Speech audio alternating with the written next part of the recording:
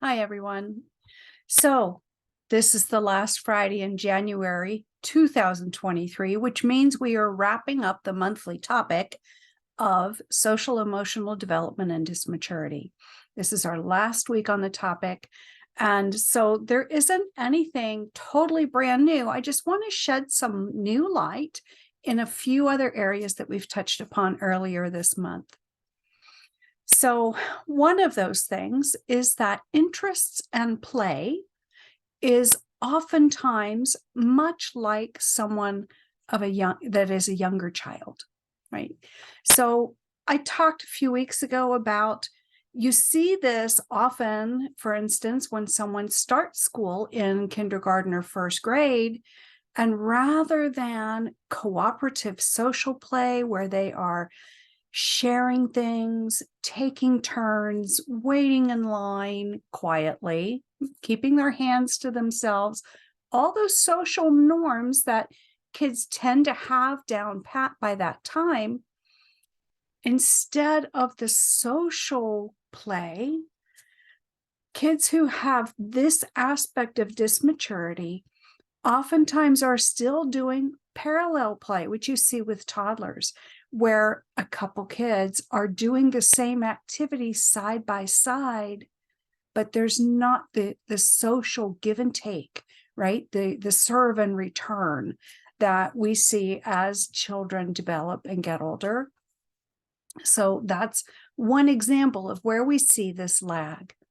Another area that you may see it in your family, in your kids, is if the types of toys they play with are what you would expect for a younger child.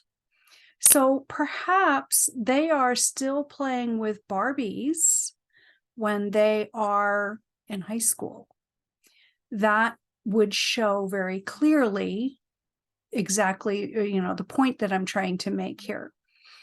Or there might be a delay in just the types of games, the types of toys, or perhaps in comfort toys like stuffed animals, things like that. They may cling to longer than you would expect.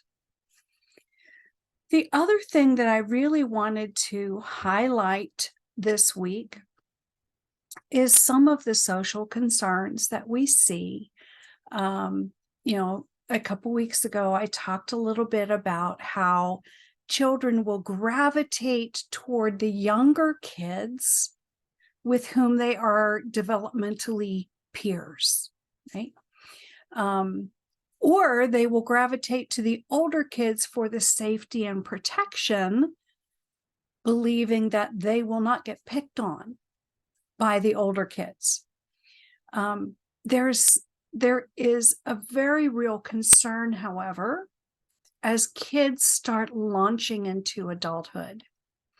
We know, because they're surrounded by neurotypical teens who everything is geared up for, let's be independent. Let's maximize our independence. We want to, they think they're adults already, right?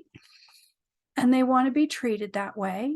And when parents are protective, then usually the teenager will find, some older peers and gripe about, you won't believe my parents, right? So we see the same thing happening with these kids. However, there's an extra vulnerability here, because if they are not going to the healthy young adults, right? They're finding those who are, into drugs, into, vandalism, into, things that you don't want your kids involved with, right? So on one level, there's a vulnerability, because typically when the older kids are, still in high school, they will try and set up your child to be the one who's caught or found guilty. And that whole drama is part of the entertainment, right?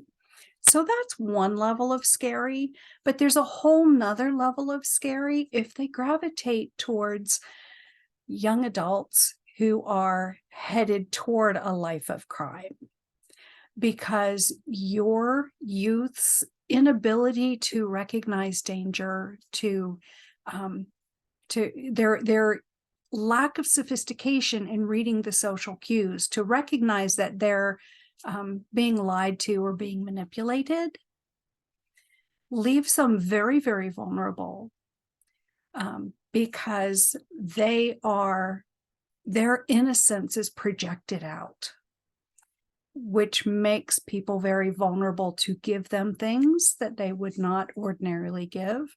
And so people can be victimized unwittingly by your child. So just something to be aware of and to be very cautious about. Know who your child is friends with. Know the social set that they hang with, and just keep talking with them about stranger danger. All those things that you typically cover with your kids when they are younger need to be repeated again and again and again as they get older and start to step out. All right, so that is it for this topic. So next week in February, next week is February, and we're going to start on the topic of nutrition, which is another area where we see difficulty with underlying brain tasks that affect people's behavior. All right, so this has been such a fun series so far. I hope you're getting a lot out of it. I hope that you're able to see some of this in your kids or your friends and neighbors' kids and recognize what's going on, see their behavior in a new light. And this stuff is eye-opening once you really learn it. So I'm excited to bring it to you. Thanks for watching, and have a good weekend. Enjoy it. Be safe, be happy, be healthy, and have a fantastic week next week.